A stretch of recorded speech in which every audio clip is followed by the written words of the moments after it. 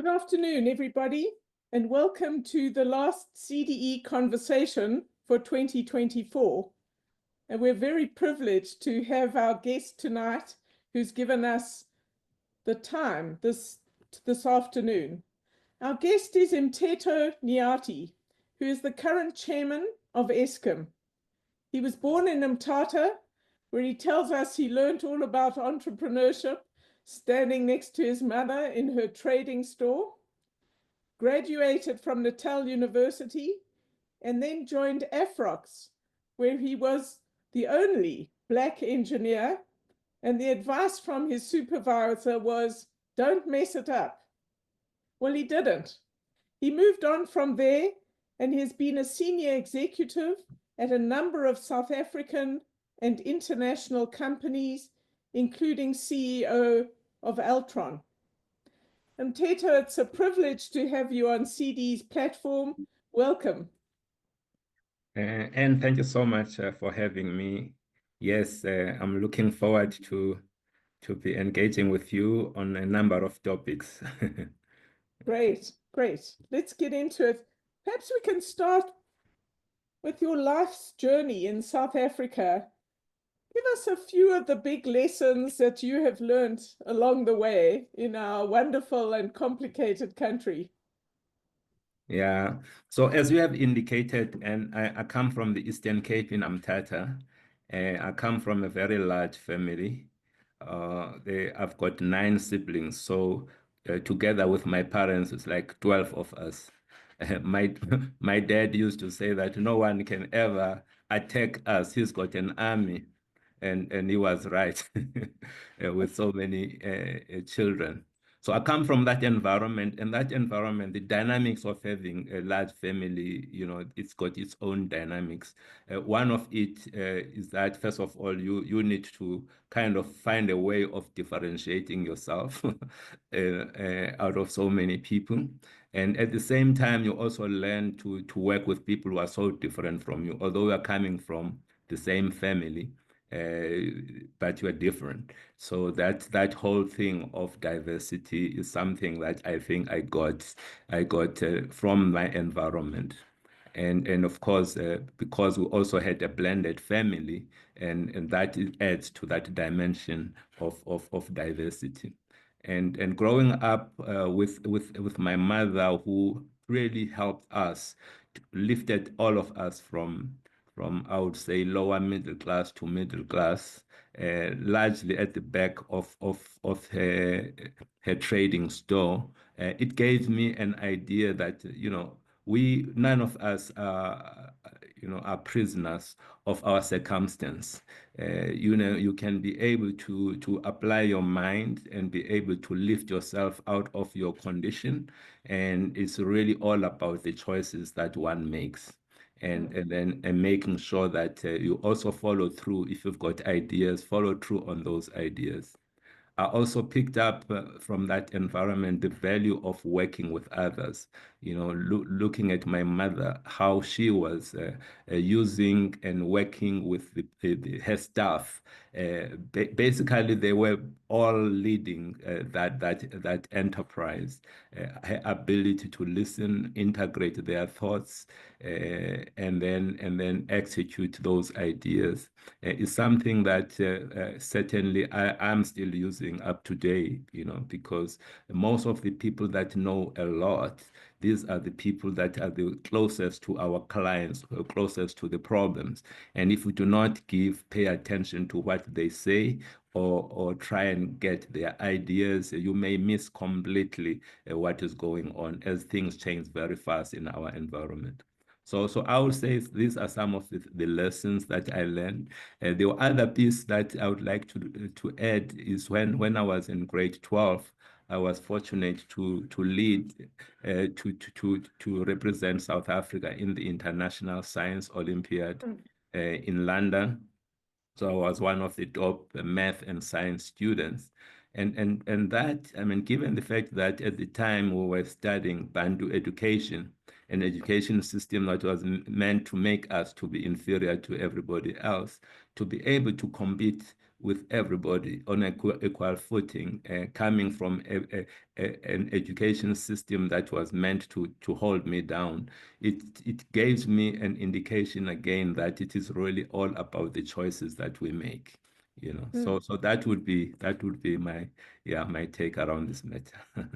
Oh, very important insights. Thank you. Let's turn to South Africa today and the GNU and business. What's your view on the GNU? How do you think it's doing five months after its formation? Are you an optimist? Is it not doing enough? How do you see the GNU? Yeah, so the GNU is a result again of our choices as South African. I don't think any of the parties wanted it, but we forced them to have this current construct that we have, and I do think that's actually a good thing. I'm going to go back to the diversity that I mentioned earlier. You can have when I look back at my own leadership journey. One of the things that I continue to surprise me is how teams that are diverse always outperform those teams that are it's just one homogeneous kind of a team, and that I embraced that a long time ago. I've deliberately made sure that I put together teams that are representing different perspectives. It could be from a race perspective, it could be a gender, it could be age, it could be geography. Make sure that I bring people that have got international experience. All of that helps the teams to be able to address the challenges that are in front of them. And I found that those teams work better. When I look at the GNU construct, many people think that the fact that all of these parties are coming from different perspectives is actually a weakness. I think it's a strength, because it means that, yes, they may be coming from all of this, but they're trying to solve for one problem. How do we drive inclusive growth? So that is the question.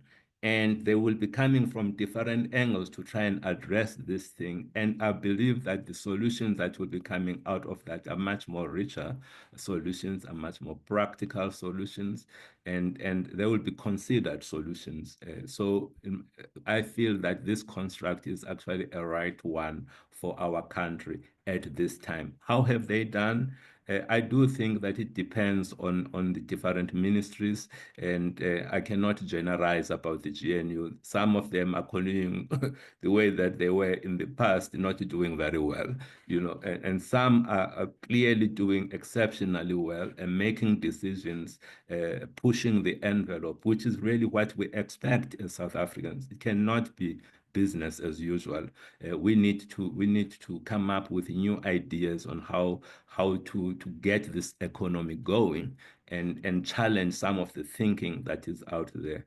And so I'm seeing on all sides, and I look at our own minister in the energy and electricity. He's one of those ministers that I feel that he's doing exceptionally well, and he's in tune with what is going on. And I also look at the Minister of Home Affairs. That's another one that continues to be challenging the status quo and making sure that you're setting up structures that are going to be helping South Africa to be easy to do business with, So that's what you need. And I would like more and more competition, Let's allow them to brag so that other people can wake up and realize that they need to pull their weight as well. Great. How important, so we're in a new era in South Africa, which is puzzling, but I agree with you, has enormous opportunities, certainly better than the sixth administration and where we were. How important is the partnership between business leaders and organizations and the president and government?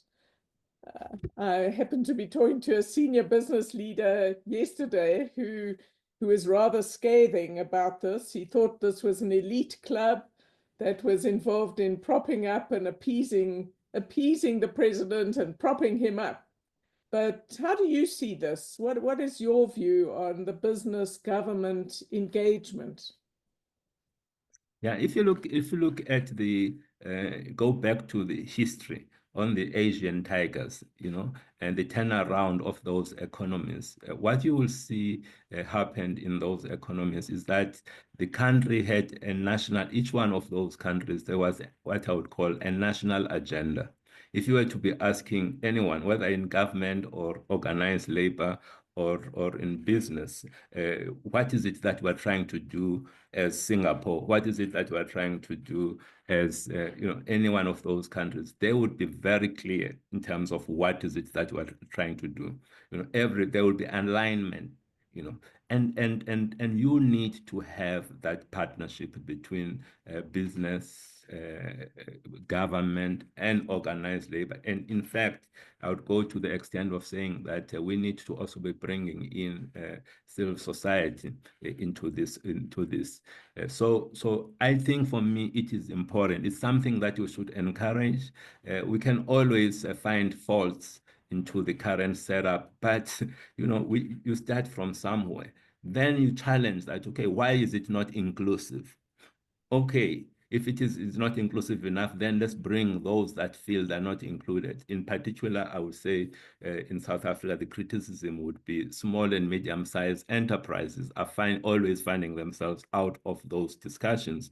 So let's find a way of bringing them into those discussions. In fact, if we're going to be seeing any growth in terms of jobs, it's unlikely it's going to be coming from these large enterprises. It's going to be coming from small and medium-sized enterprises. So those guys need to be part of but don't destroy what you have in order to build something new. Make sure that you build on what you have. We already have the structures, and those structures have agreed on some of the priorities. I think the priorities are right.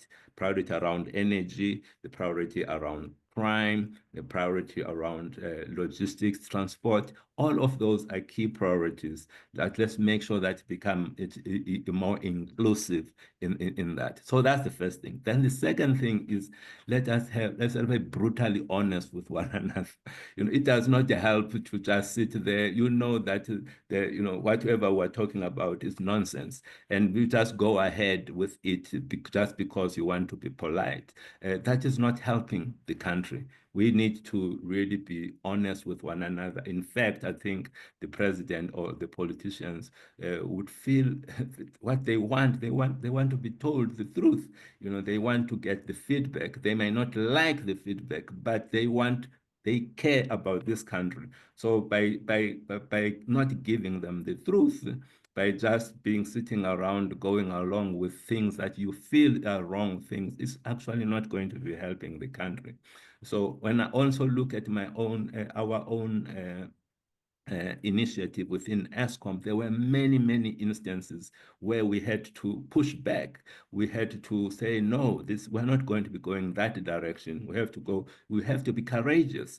And some of the results where we are now is largely because we know some of us, many of us are coming from the private sector. Many of us have got engineering degrees. We understand the challenges that we're facing Eskom, so we cannot just be taking instructions from somewhere else. In fact, the other people need to be listening more to us, So changing that power dynamics is something we need to assert ourselves. I do think that the business sector as well need to start to assert themselves when it comes to the economy.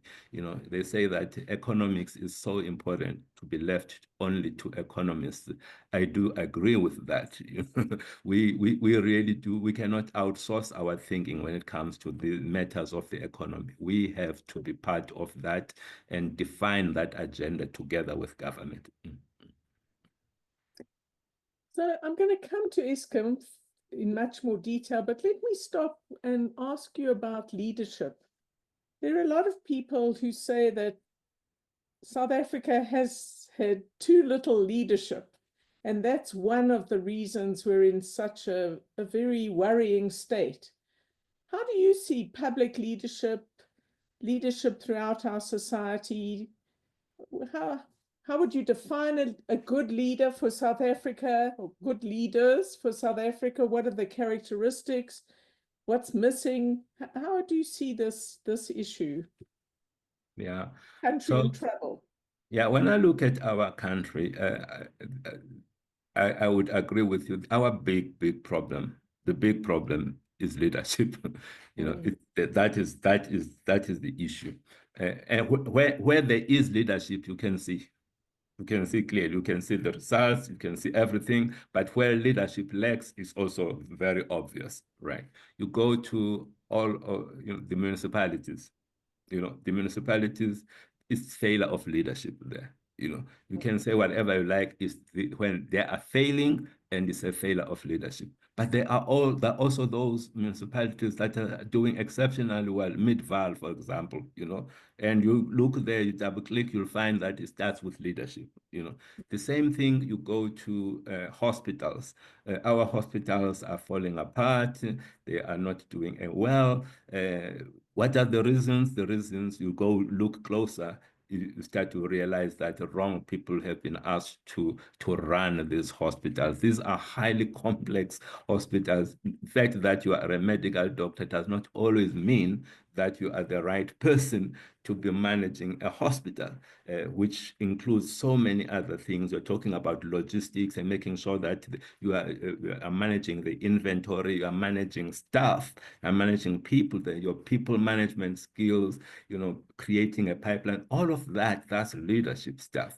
The same, you go to schools, our schools are failing, are not doing well. We're spending so much money, but the outcomes of those of what we are putting in is not in line. There's a huge disconnect there.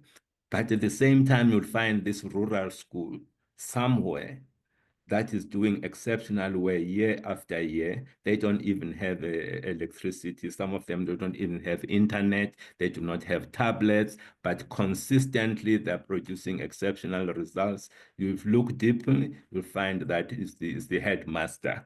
It starts with that. It's the discipline that is in the school. That is what then this person start to attract people that want to do work. So the quality of the teachers, but it starts with the leader.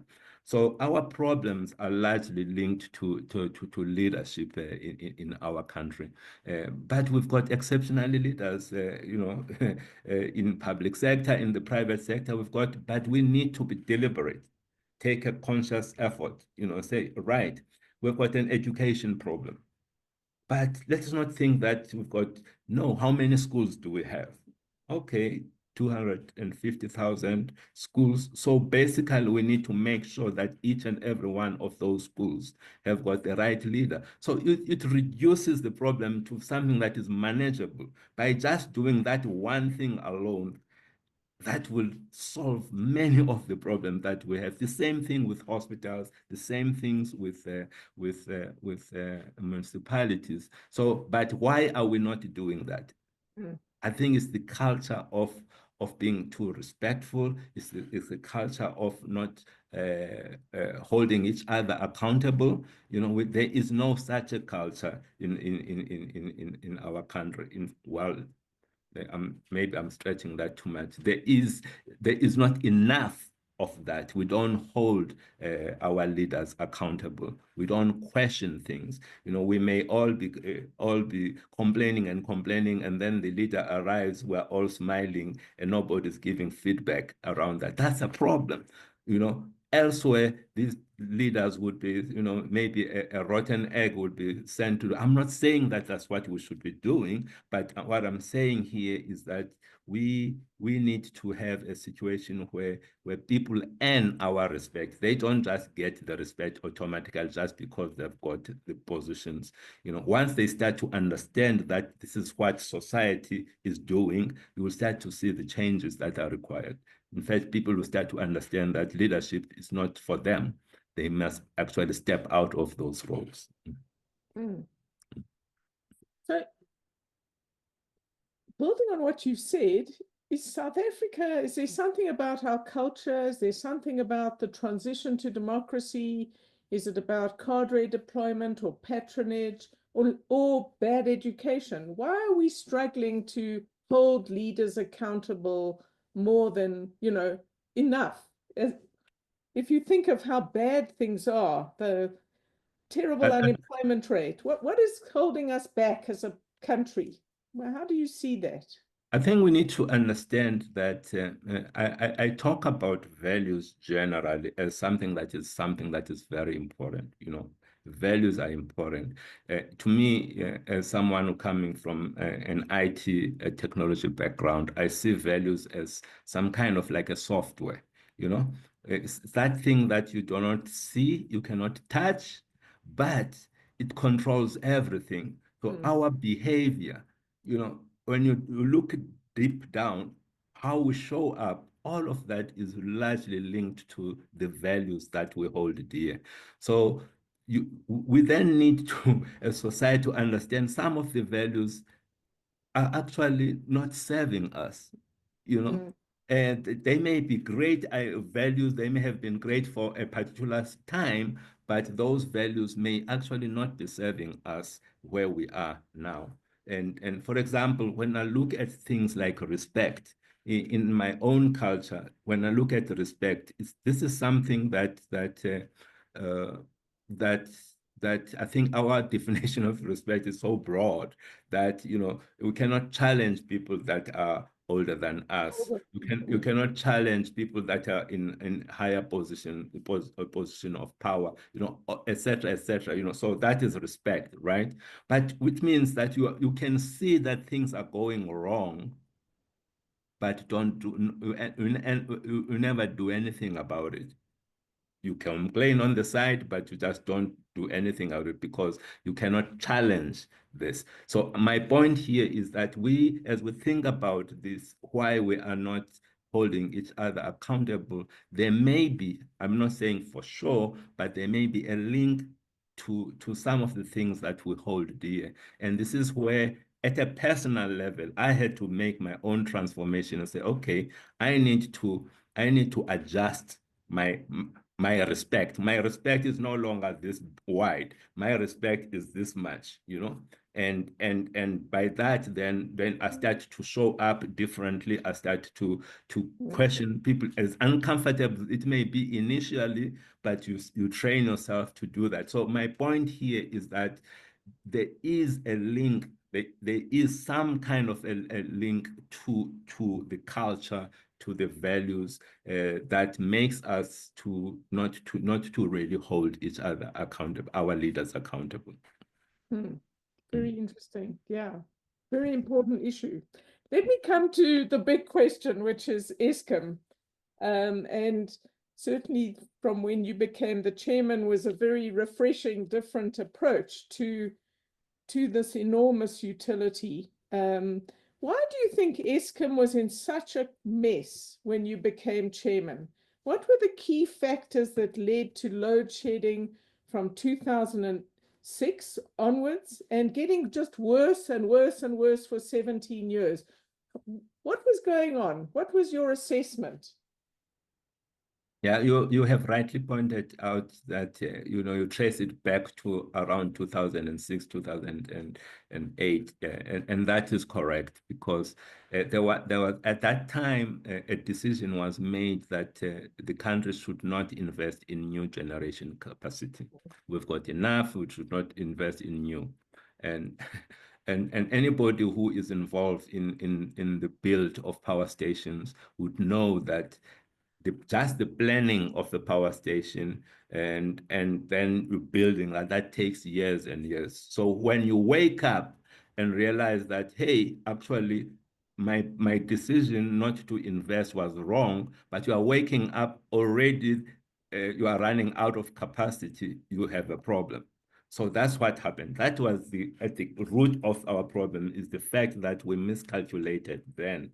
I'm saying the people that were leading us did that miscalculation. And then we woke up and said, oh, okay, let's quickly build these two big power stations, Medupi and Kusile. And when we made the decision as a country that we are no longer going to be building new generation capacity in South Africa, most of the people that are skilled in this space, they left.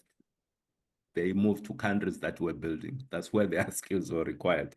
Even companies that were key in the delivery, construction companies, all sorts of companies, some of them folded, some of them decided to focus elsewhere. So as a country, we did not have the capacity nor the technical expertise to pull off the Medupi and Kusile because those technical people who would ordinarily be putting together the plans and testing those plans, they were not there. So we did it in any case, we did it.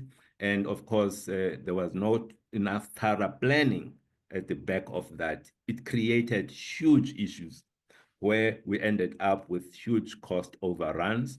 And also the technical specifications were so wrong, so that led to that problem. To solve that problem, also this thing of trying to do quick fix, you are trying to do a quick fix and then you create another problem. You are trying to do a quick fix, then you open up an opportunity for corrupt people to come in and siphon money out of the organization. So then there was corruption at the back of Medupi and Kusile, as well as they were having this cost. That led to the company ending up with huge levels of debt. That debt then as US Eskom had to service that debt.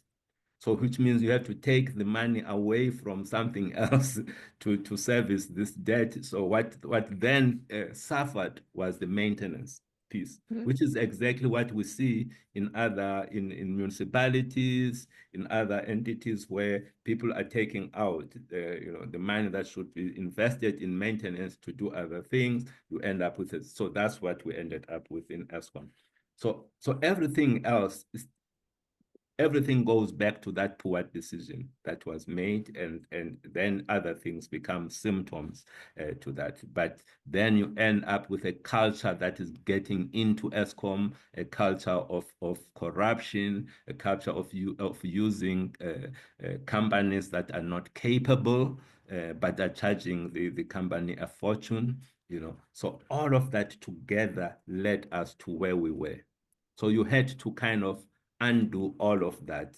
As we came in as the board, we had to look at all of this and said, okay, what are the problems? What are the systemic issues? We came up to 9 systemic issues that the company was facing, and load shedding was just but one of those 9. So we're dealing with those 9, one of them being the debt of the problem. The other one is about corruption in Eskom. The other one is transitioning into new forms of energy. All of these things. Other one is like the culture in the organization, where we had a dysfunctional organizational culture, a culture which, there's no link to performance. You are there, so even if you're not doing well, you just continue to, to receive some rewards and all of that. And also a culture where you may have leaders that should not have been leaders, have managers that should never be anywhere close to managing people, so we had to deal with all of that. It's really revealing about our society that it took such a long time to bring a board and CEO in place that actually understood the key issues, that you're an engineer, you know how to do things like this. It's remarkable that it took such a long time. So we're now 8 months without load shedding by Eskom. Well done.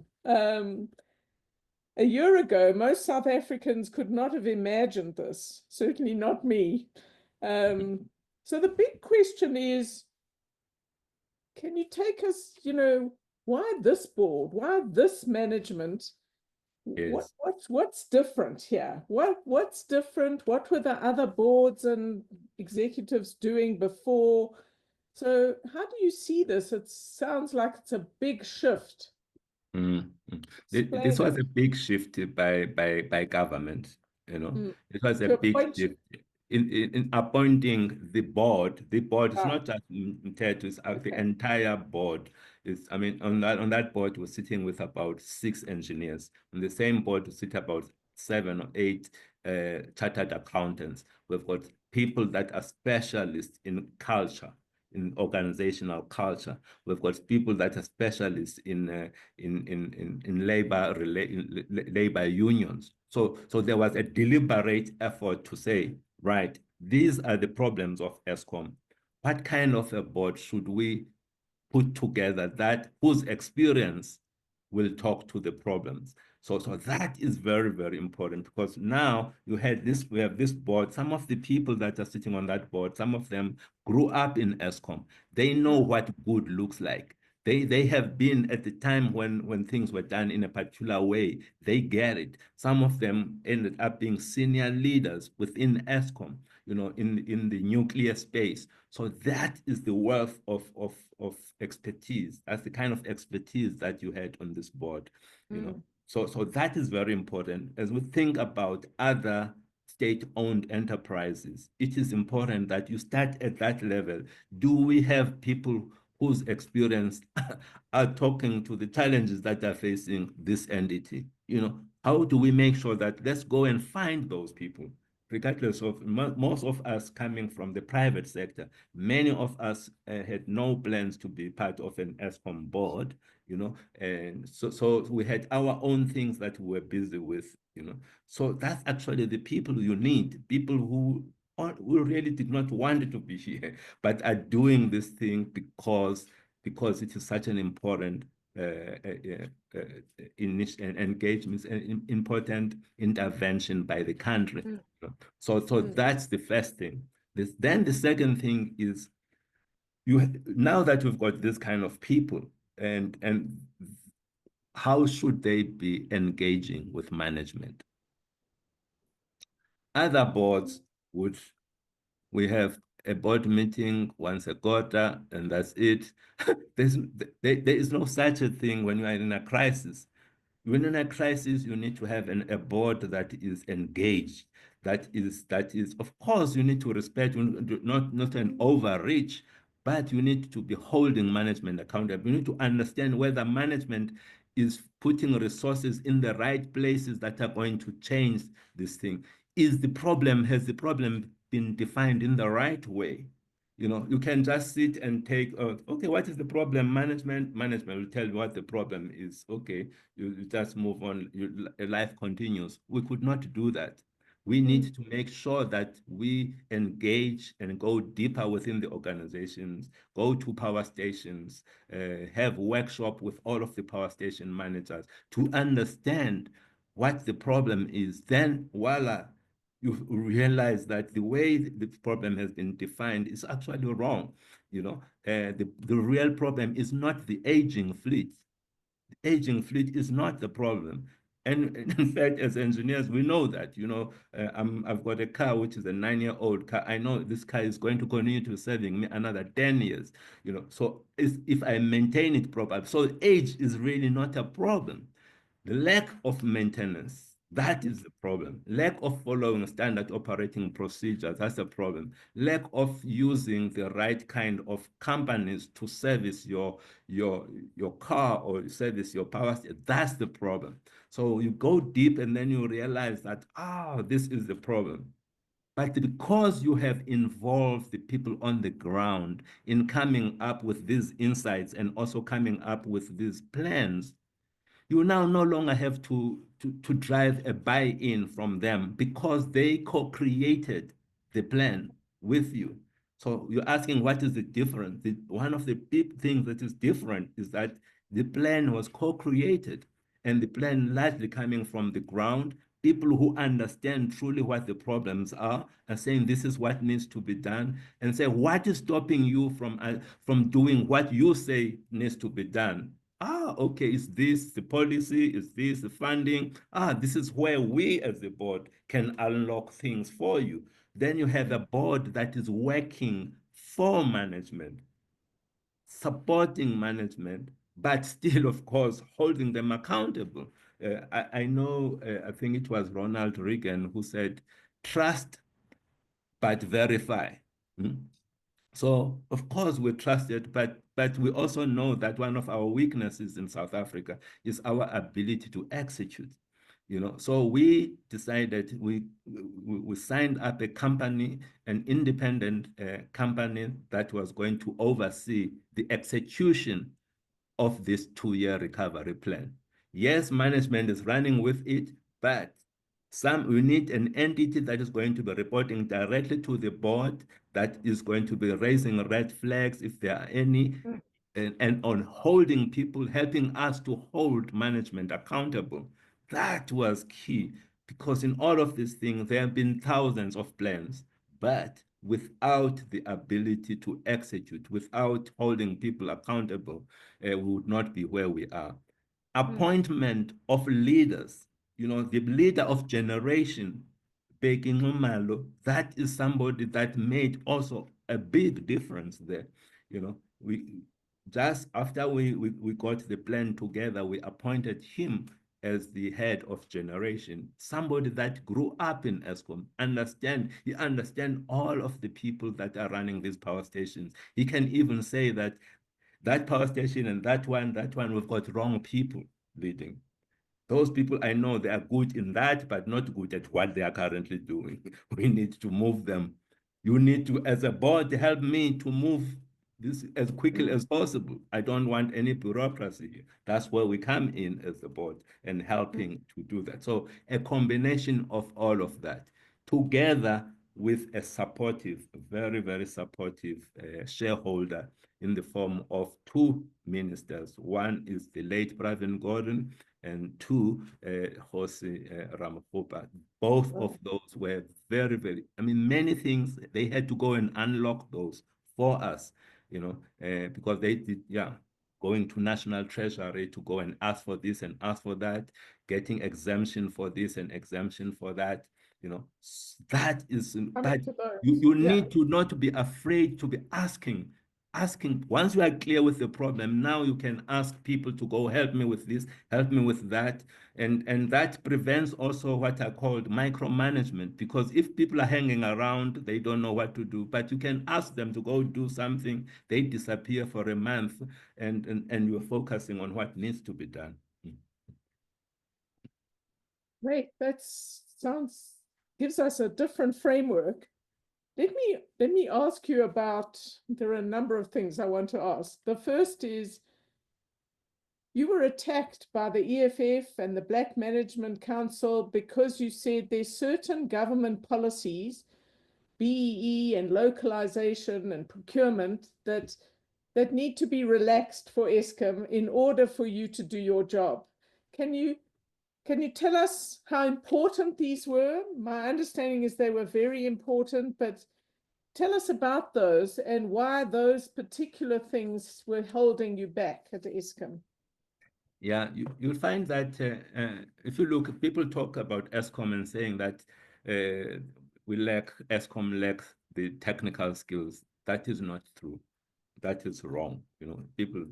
But we lack some skills, some technical skills. For example, we don't have a shortage of engineers in Eskom, but we have a shortage of operators, which is different, a different kind of skill. And so again, when you are taking a piece of equipment away for maintenance, you need to be sure that you are using people that have got the right experience, so that when that piece of equipment comes back, it's not in a worse condition than when you took it for, which was often the case. And one of the reasons why, again, we gained this insight from the power station general manager, saying that we are being forced to do certain things. Can you help us with this policy of localization? Because we really do want to work directly with the people that designed and built this equipment, the original equipment manufacturer. That's what we want. That's how we've always been in the past, have a direct relationship with the original equipment manufacturers. So that is one of the many decisions that made a difference, because when we did last year, most of last year, we did so much maintenance last year. more than it has ever been done over the last 3 years. That's in 1 year alone. That's what we did. What you don't want is when those are coming back, are returning to service, they are in a worse condition. So, but because now we had established a link with the original equipment manufacturers, we were able to work with them.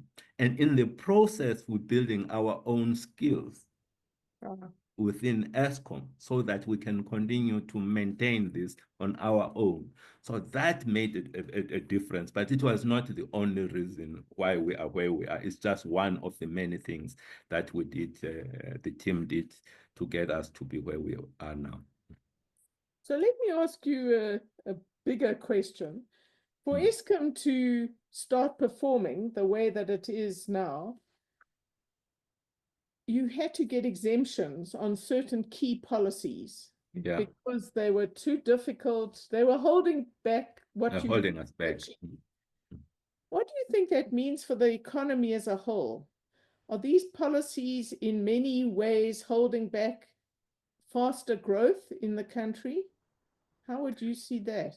So I would like to address that more in a general, as a general statement. When I say that we've got a government of national unity where we've got parties that are coming from different perspectives, and it is in there that one hopes that everything is going to be looked at. And then we then end up with those policies that are serving us. Just like I was talking about values, you don't have a value just your value must be serving you. If it is no longer serving you, you must get rid of it or change it, right? But it needs to serve you. The same thing with policy. A policy needs to, we all want growth in this country. We want inclusive growth. So we need to then have policies that talk to that inclusive growth. We have now a structure that can help people look at this thing and be critical of everything, such that we end up with a product that is informed by the different perspectives. So I think we've got the right structure. The question is it being used for that purpose? I hope it will be. Can we push harder on or help the GNU look at things more fundamentally, I think is what you're saying. Yes, yes. I mean, it should not be like I'm going to be running with my own little thing, with my own department. We also have to lift ourselves up and say, okay, I'm doing my piece in my department, but there are these common things that if we're not addressing as a collective, and we will never achieve our objective. What are those things? Then we'll lift them and let's have the tough conversation around those issues. Let's box until we come to some kind of a conclusion. And that's fine because we're all doing it. They're all doing it for South Africa. You know, the agenda here is South Africa. It's not about a party or what. It's about South Africa. Have we looked at, we've implemented this thing for the last 10 years. How have it served us? You know, can we, when we look and we see, you know, is there evidence? We talk about one of the key principles of the GNU is we're talking about evidence-based policy. So let's go back to that principle and then subject this policy around that. What is the evidence telling us?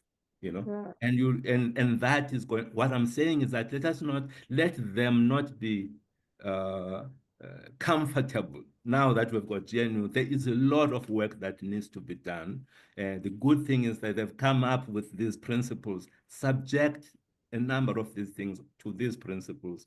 Then we start to have, you know, what I would call breakthroughs for this country. Great. Okay, I got it. Let me turn to another difficult question, which is when Andre de Ruyter was at Eskom, he famously made the case that at least 3 mafias were looting the utility. Do you think that was right? And how do you see corruption at Eskom? We used to talk about it all the time. Now we seem not to talk about it very much. Where are we with corruption?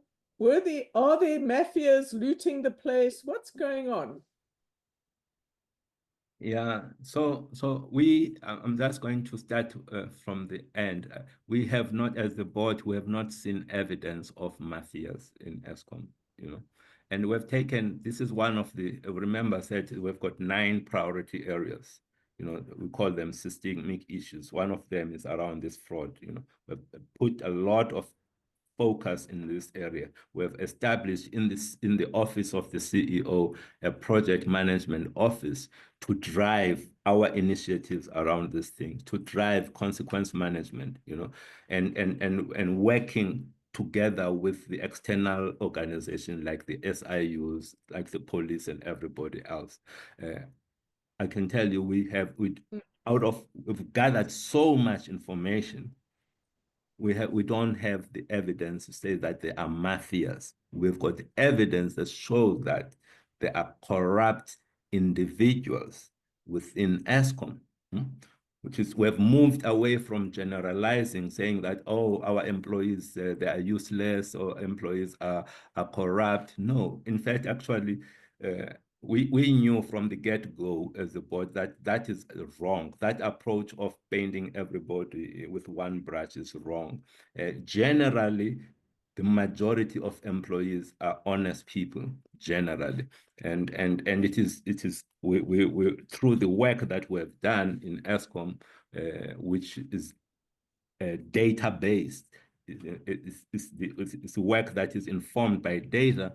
We've come to the conclusion that it is actually the case.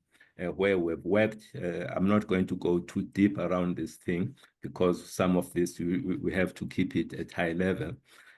But we have, through the use of AI and other technologies, linking that to our SAP system, and also bringing in some data from sources like SIPSI, from sources like the cars that are auctions, like sources like title deed, the deeds office, you know, pulling all of that information together. It has helped us to move from a position where we say we are suspecting everybody to a position where we say, those are the ones. Then let's monitor, and then you start to pick up and start to realize, yes, you start to connect the dots and start to create a picture of what is going on. Then you decide, you make a plan. Okay, let's attack this, let's close that one, let's close this. You know, this is where we are right now, but informed by data, you know, and that is where we are, working very much in collaboration with a number of these SIU in particular. Yeah. Very different picture. That's interesting. Yeah. So it's individuals in Eskom, but we also connect with people outside. That's the picture. We've got a picture on both sides. Yeah. Yeah. With contractors or whatever. Yeah. Yes. Okay, I get it. Let me turn to 2 last questions. The first is, there's some people who argue that Eskom is in a utility in a death spiral. You have fewer customers. You want to charge your customers more in order to deal with rising costs, and you have an enormous debt, as you've mentioned. How do you see the future of Eskom? Are you in a, how does this become a healthy entity? You know, Eskom, because of how we have performed in the past, we have let South Africans down. So as a result, a number of South Africans want us to disappear, basically, which is sad. You know, they would like us never. In fact, even this story of this turnaround, it does not sit well with them because they hope that this company would fail and fail dismally. What is unfortunate for those people is that it's not going to be failing. In fact, it is turning around, and it is going to continue to be around and playing a significant role for South Africa. So that's the first point that I like. The second one is that one of the things that we keep hearing now from business because investing in renewables,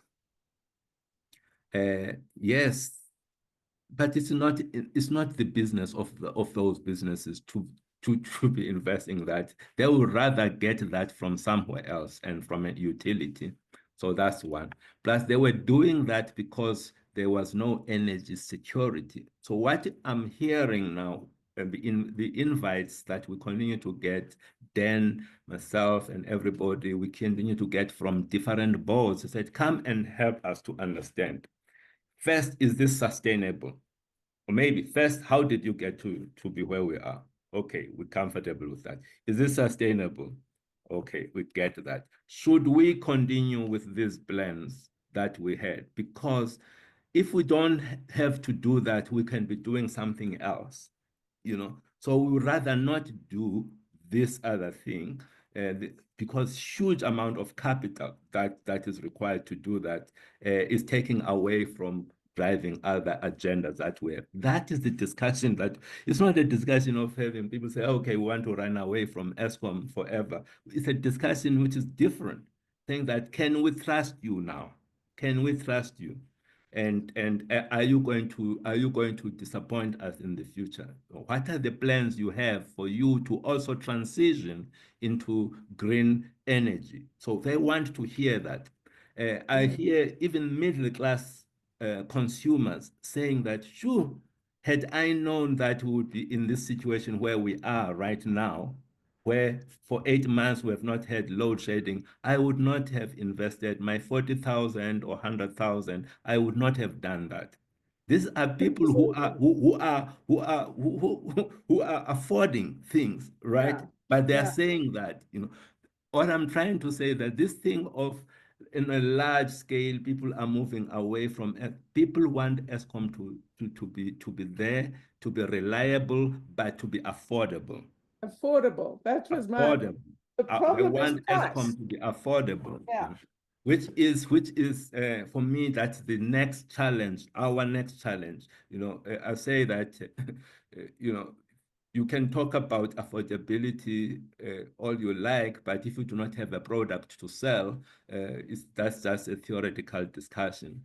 Now that we've got a product, we can focus now on making sure that this product is affordable and is also sustainable.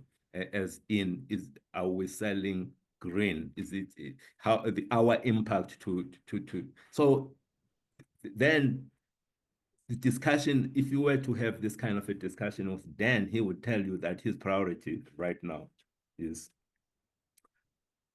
the driving down of the costs in Eskom, our own costs, shifting to renewables as quickly as possible, moving into participating, because again, one of the big problems that we had as the board was that there was never a plan for Eskom to be part of the future in terms of renewables.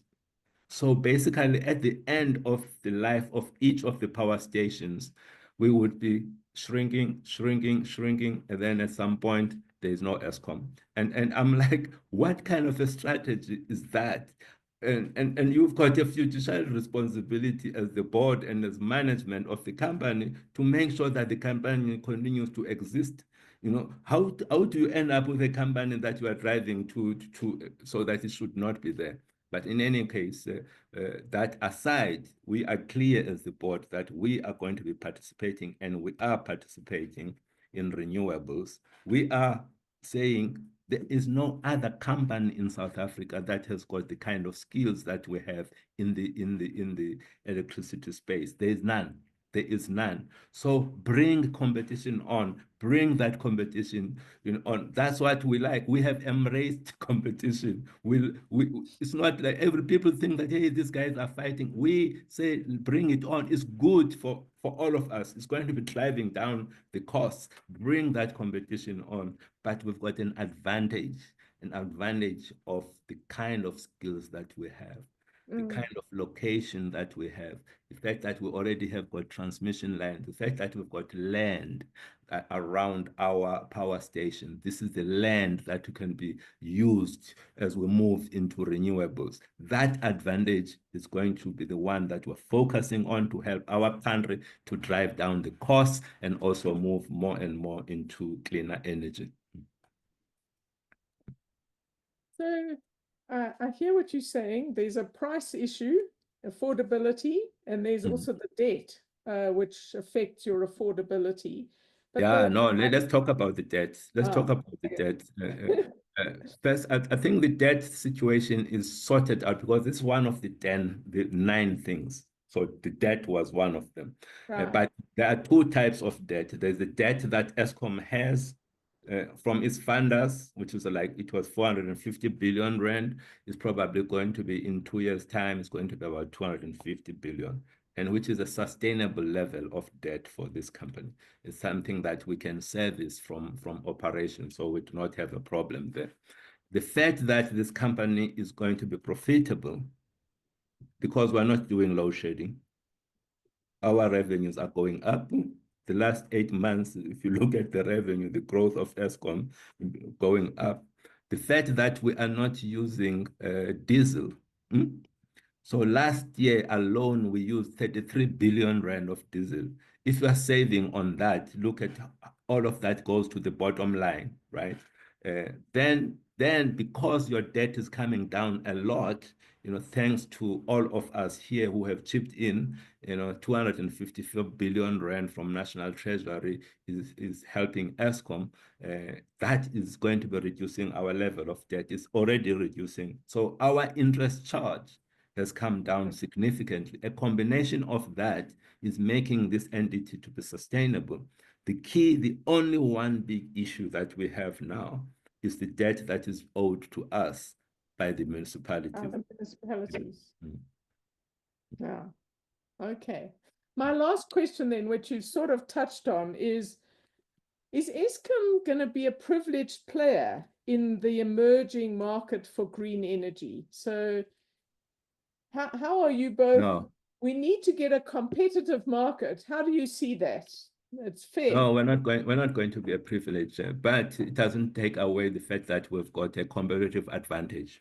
I mean, a competitive advantage is there. We'll use our competitive advantage, but we're not privileged in any way.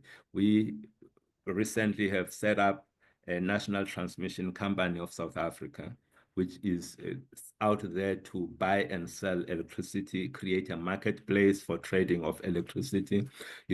That entity is independent, and its priority is to make sure that it gets the best product from whoever at the right price, and it sells it, to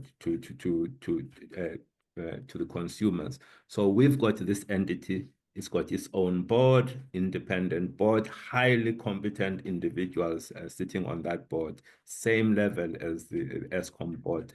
And those guys, they get it. They understand what their mission is. Their mission is to create a market in South Africa where there's this competition, and we drive down the costs. At the same time, the other priority of theirs is to build the new transmission lines so that new renewable energy can be because one of the big problems is the capacity of our transmission lines. We're running out of that capacity. So there is no privilege. If they were ever to favor Eskom, then they would be even their license would be taken away from them. Well, unfortunately, we've come to the end of our hour together. There are a lot more questions I wanted to ask, but this has been fascinating. And Mteto, thank you for your national service as chairman of this company, and thank you for the time you've spent with me today. It's been a really very interesting and illuminating conversation. I now understand a bit more about Eskom than I did before, and why things are looking better. This has been great. Thank you very much. And thank you to everybody who's joined us this afternoon. We will be summarizing this and sending it out to everybody. Thank you. We're now going to let Mteto go and close our conversation. So thank you, Mteto. It was great. Thank you so much, and thank you. Appreciate it. Okay, good. Good night. Bye. Bye.